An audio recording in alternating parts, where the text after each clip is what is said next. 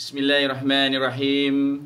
Alhamdulillahirabbil alamin wa bihi nasta'in ala umurid dunya waddin. Wassalatu wassalamu ala asyrafil anbiya'i wal mursalin wa ala alihi wa sahbihi ajma'in.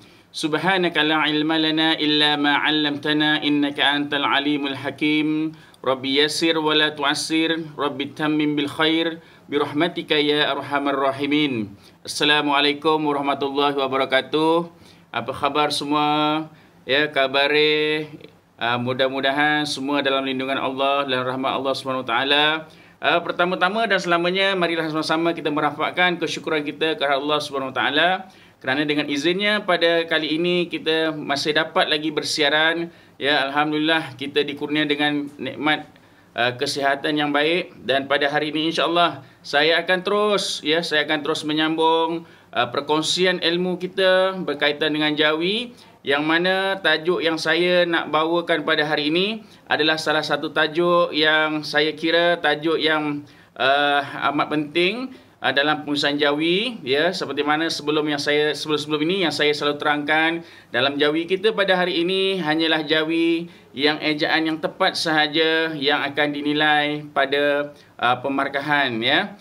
Itu dalam orientasi peperiksaan lah, ya. Walau bagaimanapun sebenarnya belajar jawi ini, belajar menulis tentang pengaedahan penulisan bukanlah sekadar peperiksaan sahaja, tetapi ianya adalah satu pelajaran yang perlu kita pelajari, yang mana kita cuba biasakan dengan tulisan-tulisan yang betul, ya, yang tepat. Jadi tajuk yang penting yang saya katakan, yang saya maksudkan adalah akronim. Akronim. Baik, murid-murid dan rakan-rakan sekalian, tahu tak apa itu akronim? Kita kena tahu tu apa itu akronim. Ya, akronim ialah singkatan yang macam mana? Singkatan perkataan-perkataan. Ya, banyak, ya, di luar sana, ya, kain-kain bena, ya, kain rentang, kain bena dan sebagainya. Sekarang ini banyak ditulis dengan tulisan jawi. Ya, banyak ditulis dengan tulisan jawi, dan kita lihat tulisan jawi yang ditulis itu kita tidak pertikaikan, ya, kalau anda kata saya nampak ada kesilapan pun, saya anggapkan itu barangkali teknikal, ya. Tetapi kalau jelas sangat kesalahannya, saya kira ianya sedikit yang agak kurang menyenangkan lah, ya, pada kita yang biasa dengan jawi ni. Jadi kau nampak tu macam seolah-olah kita sakit mata lah kalau tengok, kan. Tapi tak apalah, ada percubaan atau ada satu usaha dengan percubaan yang baik lah, ya. Cuma sekarang ini kalau boleh kita buat dengan ejaan jawi yang tepat. Alright. Baik, ya. Sekarang ni ada yang bertanya juga kepada saya. Dia kata, Ustaz, macam mana kalau andai kata, ni dia kata andai kata kalau kita menulis dalam tulisan jawi pada bab akronim ataupun singkatan, kalau anda kata kita tersilap, adakah ianya memberi makna yang lain? Saya kata pada asasnya tu tidaklah, ya. Tetapi dalam kaedah penulisan jawi ini kita harus tahu macam mana ejaan-ejaan yang tepat ni. Saya lebih suka sebenarnya kita menulis dengan ejaan yang tepat, ya. Contoh. Ada orang yang menulis contohlah ni akronim Persatuan Ibu Bapa dan Guru, ya. Pada bulan 3 yang lalu musim mesyuarat agung di sekolah-sekolah, ya, di sekolah-sekolah agama. Jadi banyak jugalah yang kita lihat penulisan jawinya itu dibuat Persatuan Ibu Bapa dan Guru itu dengan akronimnya PIBG. P itu dibuat dengan P, Pa, Ya, Pi. Kalau I itu Alif, Hamzah, Ya. B, Ba, Ya, Bi. G, Jim, Ya, Ji. Itu yang biasa sangat kita nampak, ya. Dan sebenarnya pada asasnya dia bunyinya betul lah, tu betul, ya. Tetapi dalam akronim, lebih-lebih lagi dia ini memang dalam bahasa Melayu dia tidak boleh digunakan akronim seperti itu. Sebab akronim ni dia ada dia punya formula dia sendirilah. Ya. Walaupun dalam buku teks itu tidak diterangkan formula tu macam mana, tetapi saya pada hari ini saya berkongsilah ya dengan semua murid-murid saya dan juga pada semua sidang penonton sekalian. Akronim ni kalau dia bahasa Melayu, dia menggunakan satu ibarat kata satu kaedah lah, satu formula yang dipanggil padanan huruf. Bahasa Melayu dia menggunakan padanan huruf. Okey, baik. Kita pandang pada papan putih. Saya dah siapkan dah sebenarnya carta ini. Ya, saya dah siapkan dengan harapan penerangan saya ini supaya lebih jelas lah. Kita cakap sikit terus faham. Ya, lebih-lebih lagi yang di hadapan yang belajar dengan saya ini semuanya adalah orang-orang hebat. Saya selalu kata orang-orang hebat ni kalau saya cakap satu dia faham terus 10. Dia maknanya mumtaz lah tu. Ya, ni depan saya ni semua hebat-hebat belaka. Okey, baik. Kita tengok di sini ya. Akronim.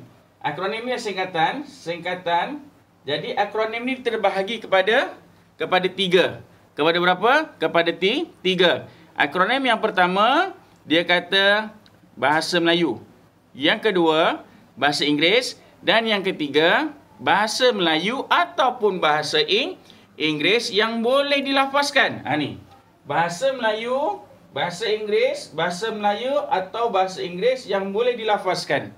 Jadi akronim ni dia ada 3. Dia ada dia punya kaedah formula dia sendiri.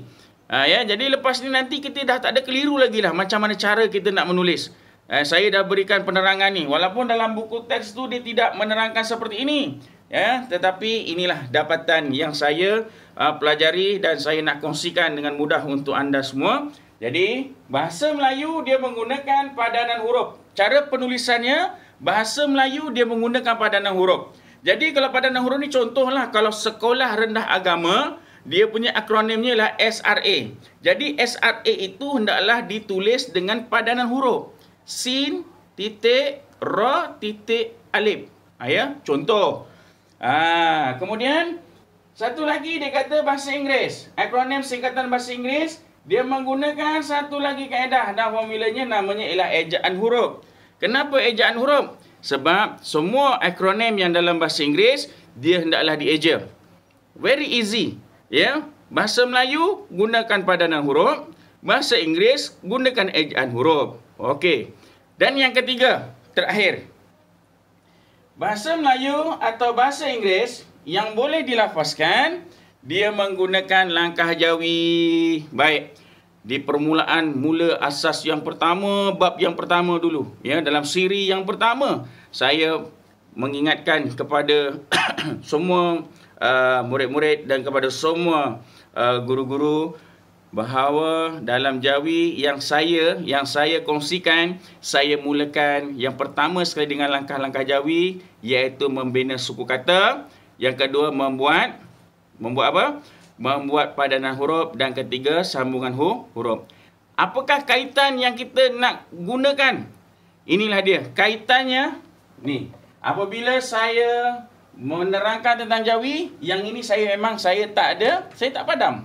Sebab apa? Sebab semuanya ada perkaitan. Jadi sekarang ni kita gunakan langkah jawi ini dalam tajuk akronim. Akronim yang mana? Bahasa Melayu or English. Dia menggunakan langkah jawi. Maknanya nanti kalau akronim ini kita kena ada 3 langkah baru kita dapat jawapan. Okay, right.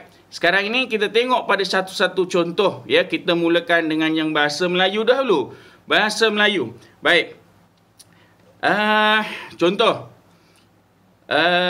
Lembaga Zakat Selangor. Lembaga Zakat Selangor ditulis macam mana? Lembaga Zakat Selangor. Ini dia. Lembaga Zakat Selangor ialah LZS. LZS, Lembaga Zakat Selangor. Jadi oleh kerana ini merupakan bahasa Melayu, maka ditulis dengan L, padanan L untuk apa? Untuk lam. Okey, lam. Z untuk zai. Okey, zai. S untuk sin. Okey, sin. Oleh kerana bahasa Melayu ni menggunakan padanan huruf, jadi antara huruf-huruf ini kita wajib letakkan titik. Antara sepadan ni, lam dengan zai ni ada titik. Antara zai dengan sin ada titik. Jadi lembaga zakat Selangor dia wajib diletakkan titik. Ya, wajib. Ustaz, kalau saya nak letakkan tanda sempang boleh? Tak boleh. Kalau saya tak nak buat titik tanda sempang pun saya tak nak buat boleh? Tak boleh. Alah ustaz ni semua tak boleh. Memang tak boleh lah. Ini jawi baru. Jadi alang-alang kita belajar biar kita terus dapat. Ya, sekarang ni ikut saja kaedah yang ditentukan ya, sebab kita sekarang merujuk kepada Dewan Bahasa dan Pustaka. Jadi kita kena buat macam mana yang dianjurkan. Sebab sandaran kita sekarang ni kita merujuk kepada Kamus Dewan Bahasa terbitan terbitan Dewan Bahasa dan Pustaka edisi yang kedua, cetakan tahun 2016 ya. 2016. Jadi kita guna pakai kamus tersebut sebagai rujukan kita. Jadi dalam kamus tersebut dia memang tulisnya begini. Jadi kita ikutlah ya. Ini contoh perkataan bahasa Melayu Lembaga Zakat Selangor. Kemudian kita cuba tengok contoh yang kedua. PLKN. Apa maknanya tu? Pusat Latihan Khidmat Negara. Kita tengok eja pusat, P latihan, lam, K apa, N apa. Okey. Jawapannya P pusat. Oleh kerana bahasa Melayu kita buat padanan huruf kan? Pa. Titik, L lam, titik, K. K ni adalah khidmat. Khidmat, ya, ejaan khidmat macam mana? Adakah K untuk kap atau kop? Bukan, sebab khidmat ini dieja begini kan, kho dal kan. Khid. Jadi ini adalah kho. Khidmat. N untuk nun. Khidmat negara. Pusat Latihan Khidmat Negara. Jadi PLKN. Jadi ditulis begitu ya, ni dalam jawinya. Ya, maknanya ruminya begini, jawinya begini. Banyak lagi lah perkataan-perkataan akronim yang dalam bahasa Melayu. Antaranya ialah Bank Islam Malaysia Berhad, ya, BSN, Bank Simpanan Nasional. Kemudian ada lagi perkataan apa lagi? Selain daripada JPJ, JKR, ya, ada dan lain lagi lah. Boleh cari sendirilah dalam buku tu, insya-Allah ada ya. Kalau kita nak tengok dalam buku teks, dia ada dalam buku teks tahun 5, ya, tajuk yang keempat. Nah, ya, tajuk yang keempat iaitu akronim. Okey, baik. Nak menulis akronim ni, ya, saya nak beritahu, pastikan kita bina ayat. Bina ayat baru ada akronim. Jangan terus buat akronim. Kalau bina akronim terus buat akronim, sambung terus dengan ayat, dikhawatiri nanti tak jadi apa, ya, tak bunyi langsung. Contohlah JKR, kita tahu JKR adalah Jabatan Kerja Raya, tetapi kita terus je buat ayat JKR menurap jalan di kampung saya. Contoh ya, JKR menurap jalan di kampung saya. Dia terus je buat dalam jawinya jim titik kap titik ro menurap jalan di kampung saya. Jadi dari segi penulisannya itu salah ya. Dia kena buat yang penuh dulu. Jabatan Kerja Raya kurungan JKR menurap jalan di kampung saya. Baru betul. Ya, jangan sekali-kali buat akronim dengan bina ayat terus, ya. Elakkan. Kalau boleh jangan buat macam tu. Sebab apa? Kita ada peraturan. Kita kena buat ayatnya dulu, barulah kita buat tanda kurungan akronim dia. Sama jugalah dengan tadi, Persatuan Ibu Bapa dan Guru. Kemudian kurungan PIBG. Okey? Selesai? Selesai. Okey, baik. Kita tengok pula yang kedua. Akronim yang kedua ialah bahasa Inggeris. Saya mudahkan lagi ya. Dalam perkongsian saya ini, perbandingan seperti ini memang saya akan terus bagi tahu. Ya, biasanya saya tidak menggunakan masa yang panjang. Kalau saya cerita tentang BM, saya akan sebelahnya adalah BI. Saya tak akan asingkan jauh nun di sana, supaya kita terus nampak perbandingan yang mudah. Alright, sekarang kita tengok bahasa Inggeris. Bahasa Inggeris dia menggunakan kaedah atau formula ejaan huruf. Jadi macam mana ejaan huruf ni? Kita tengok bahasa Inggeris. Apakah contoh perkataan bahasa Inggeris? Bagi satu contoh. KLCC.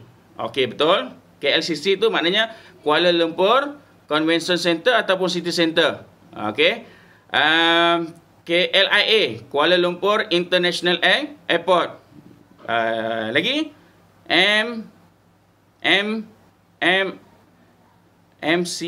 MCA. Bolehlah ya.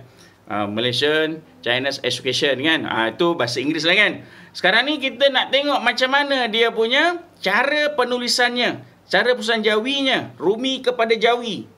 Baik, kita ambil contohlah KLIA. KLIA. Okey. Kuala Lumpur International Airport. Oleh kerana ini adalah perkataan yang datangnya daripada bahasa Inggeris, maka dia menggunakan ejaan huruf. Kita pun ejalah. K ni kap ya. K. Ada titik juga di sini. Ya. L. Alif ya. Lam. L. I. Alif ya. I. A. Alif ya. A. Kap ya. Sama aja I dengan A ni. Betul ke? Siapa yang buat macam ini, ya, siapa yang buat akronim macam ini, dia tak ada markah. Ustaz kata tadi padanan huruf. Ustaz kata tadi ejaan huruf. Ni ada eja, kenapa salah juga? Sebenarnya yang salahnya dekat sini. I ini dengan A kan sama, alifiyah kan? Jadi nak membezakannya macam mana?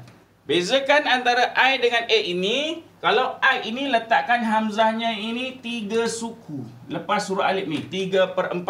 Ini untuk huruf I. Kalau huruf alif, dia kena letakkan hamzah di atas huruf alif. Itu untuk huruf A. Ya. Tapi huruf vokal ni Ustaz, dia kan ada 5. Dia ada 5. Jadi, kalau kita nak tahu, I ni hamzah 3/4, A hamzahnya 3 suku, ada satu lagi. I. Kalau huruf I ni ada hamzah juga kan? Ada. Alif ya juga. Tapi I ini hamzahnya di mana? Hamzahnya perlu berada di bawah. Kalau untuk I, hamzahnya di bawah. Macam ini. Jadi kita buat kesimpulan. Kalau hamzahnya 3/4, ini untuk A. Kalau hamzahnya di atas alif, ini maaf. Sorry. Kalau hamzahnya 3/4 untuk I ya. Minta maaf ya. Kalau hamzahnya 3/4 untuk huruf I ya. Ni saya betulkan semula.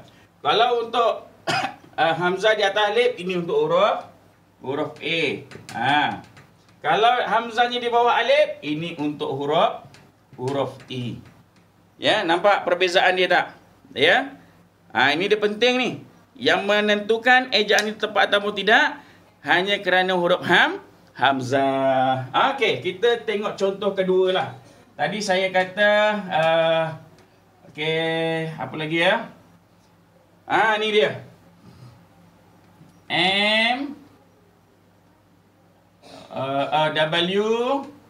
WWE. Apa ni WWE ni? WWE. Apa WWE? Siapa tahu? World Wrestling Entertainment. Betul lah tu. Ya, boleh lah. Ya. Orang lelaki dia memang tahu situ je. Ya, wrestling kan. Ni wrestling, World Wrestling Entertainment. Okey, kita tengok kat sini. W ni, oleh kerana ini bahasa Inggeris, kita eja dia. Dal, ba, lam, ya, waw. Dal, ba, W, titik, dal, ba, lam, ya, waw. W. Okey. I, alif, hamzah, ya. I. Ada huruf I kat sini. Okey.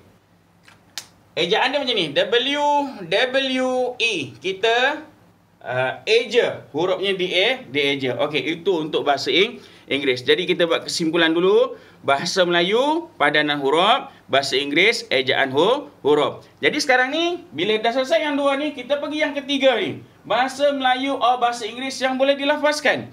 Jadi kedua, bahasa Melayu dan bahasa Inggeris ni, dia yang boleh dilafazkan, dia menggunakan satu kaedah formula yang dipanggil langkah jawi. Ya, langkah jawi ni, ini yang saya buat. Ya, dalam buku teks tak ada. Ya, ini hanyalah inovasi lah. Ya, pada saya untuk memudahkan. Yang penting kita jawab ejaan kita tepat. Jadi kita ambil contoh lah, Okey, contoh akronim yang boleh dilafazkan. Apa dia? Contohnya. Kalau bahasa Melayu ada perkataan JAKIM, JAIS, kan boleh dilafazkan kan? Jabatan Agama Islam, JAIS. Jabatan Agama Jabatan Kemajuan Islam Malaysia, JAKIM. Ya, ada IKIM. Ya, ada lagi apa lagi selain daripada tu? Ada Petronas, ya, Petroleum Nasional. Okey, kita ambil satu tajuk lah. Satu tajuk pula. Okey. Contohnya apa? Kita ambil contohnya Petronas lah ya. Ni senang, bukan senang lah. Ini sekarang ni dia tengah famous ya. Minyak murah kan sekarang kan. Harga RM1.30 je. Okey, Petronas. Petronas adalah singkatan Petroleum Nasional. Ini adalah akronim dalam bahasa Melayu. Jadi, akronim dalam bahasa Melayu, kita menggunakan langkah jawi. Langkah jawi ada berapa? Ada 3. Jadi, kita bersiap sedia dengan 3 langkah ni. Wahid, Isnin, Selasa. Pertama sekali, kita kena buat apa? Suku kata Petronas. Ada berapa? Ada 3 kat situ kan? 3 suku kata kan? Saya selalu pesan, kalau dah bina suku kata, kita semak suku kata tersebut. Kalau ada KWK, kita kena gugurkan. Kita tengok ada tak Petronas? Ada di sini. KWK kan? Jadi kita kena gugurkan. PE, Petronas. 3 suku kata, tapi tak ada huruf A, ada huruf I. Ini I apa? I apa? Italing dia kena kekal. Jadi sekarang ni dah tak ada apa lagi nak digugur. Kita pergi langkah kedua. Padanan huruf. P untuk pa. Okey, I untuk ya. T untuk ta. R untuk ro. Waw. N untuk nun. S untuk sin. Yang ketiga, sambungan huruf sebagai jawapan. Okey, pa ya ta. Pa ya ta. Ro, waw, nun, sin. Macam ini. Petronas. Ini yang dikatakan dalam bahasa Melayu atau bahasa Inggeris yang boleh dilafazkan. Contoh lain, ya. JAKIM, J-A-K-I-M, Kim, JAKIM. Kita buat langkah jawinya ada 3. 1, 2. Ada KVK tak? Tak ada kan? Okey, kalau tak ada, terus saja padanan huruf. J untuk Jim, A alif, K untuk kap, I untuk ya, M untuk mim. Jadi yang ketiga, kita sambungkan sebagai jawapannya. Jim alif, kaf ya, mim, JAKIM. Okey, selesai. Itu untuk bahasa Melayu. Kita tengok pula sekarang ni bahasa Inggeris yang boleh dilafazkan. Apa contohnya? Apa dia? Felda, Risda. Lagi? UNESCO. Lagi? Wa ghairu bizalika. Banyak lagi dalam buku teks ya, dalam kamus pun banyak lagi, ya, di luar sana pun banyak lagi. Cuma kita nak bagi tahu kalau bahasa Inggeris dia masih lagi menggunakan langkah jawi. Makna kata kita contohkan eja apa dekat sini? Eja Felda. Okey, Felda ni adalah kependekan daripada Federal Land Developer apa ya? Federal Land Alah, lupalah. Ya, tapi dia bahasa Inggeris ya. Minta maaf ya. Authority, gitulah ujung itu kan. A itu authority. Baik. Jadi Felda ni dia masih lagi menggunakan langkah jawi, dia ada 3. Kita budak baru belajar kita kena buat begini. Ya. Okey, Felda. F-E. E-nya I apa? Italing. Okey, tak ada pengguguran apa-apa. Kita buat padanan huruf. Fa, ya, lam, dal, alif, Felda. Okey. Fa, ya, lam, dal, dal, alif, Felda. Ya, baik. Kemudian kita tengok sekarang ni. Kita buat kesimpulan saya bagi 1-2 contoh saja. Bahasa Melayu atau bahasa Inggeris yang boleh dilafazkan, kita menggunakan langkah jawi ya. Lain guru dia akan menyampaikan dengan lain ya, berbeza, tetapi endingnya tetap sama. Ya, cuma kadang-kadang kita memilih jalan tu tak sama. Ibarat kata kita nak pergi Kuala Lumpur. Ada orang yang daripada Kelang, dia terus lalu Lebuh Raya Persekutuan, dia akan sampai Kuala Lumpur. Ada orang yang daripada arah Negeri Sembilan, daripada Nilai, dia akan lalu Sungai Besi, dia akan sampai ke Kuala Lumpur. Jadi makna kata jalannya berbeza tapi endingnya sama. Jadi selain orang, lain cara penyampaian. Jadi kita kena terbukalah. Ya, kita kena terbuka, kita kena terima ataupun boleh buat pertimbangan mana yang lagi mudah ya dalam kita nak menyampaikan sesi pembelajaran kita. Kita boleh gunakan, tak kiralah mana-mana pun ya, boleh saja. Baik. Ada lagi perkataan lain ya, contoh yang lain lah. Saya bagi contoh lain. Ni contohnya ialah apa ya? Pawagam, panggung wayang gambar. Pawagam. Ada lagi apa? Kugiran. Lagi ada apa? Kematu. Kematu ada ke? Ada ke kematu? Ada ya. Kematu tu apa? Keras macam keras macam batu. Ada juga rupanya ya. Yang kan tak ada. Ada lagi. Kalau yang bahasa serumpun kita apa? Contohnya ialah kondangan. Tekondang mangan. Ada juga kan. Lagi apa? Dan lain-lain lagi lah ya. Adalah kalau bahasa Jawa tu adalah akronim tu, contohnya apa? Layat, muyi ya. Apa tu muyi? Muyi maknanya ialah bertemu bayi. Jadi dipendekkan je muyi. Jadi muyi tu maknanya ialah bertemu ataupun kita pergi jumpa baby. Tu muyi. Kalau ada orang meninggal, kita pergi layat. Ya, layat tu maknanya lah lawat mayat. Ya, bahasa Melayu kata ziarah kematian, ya, ziarah mayat ataupun lawat mayat. Itu bahasanya penuh. Jadi kalau Jawa ni dia pendekkan je. Layat. Faham lah tu maknanya kematian. Okey.